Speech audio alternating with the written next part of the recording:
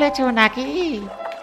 তা বেশ, ভালো করেছো, এতে সবার ভালো হবে। হরেন মাঝির নৌকায় যখন এইসব ঘটনা ঘটছে, তখন অন্যদিকে জেলেদের জালে আশুবাবু ও হরেন মাঝির লাশ ভেসে ওঠে। পুলিশ এই খুনের পিছনে রঘু ডাকাত ও তার দলবলের ওপর সন্দেহ হয়।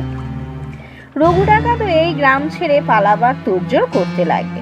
ঘাটের কাছে এসে তারা সেই হরেন মাঝির নৌকাতেই উঠে বসে। আরে ও মাঝি, তাড়াতাড়ি নৌকা নিয়ে চলো।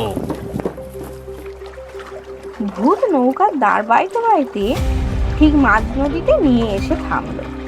কারণ ভূত বুঝতে পেরেছিল ডাকাতরা পুলিশের তাড়া খেয়ে তার সমস্ত টাকা নিয়ে পালাচ্ছে।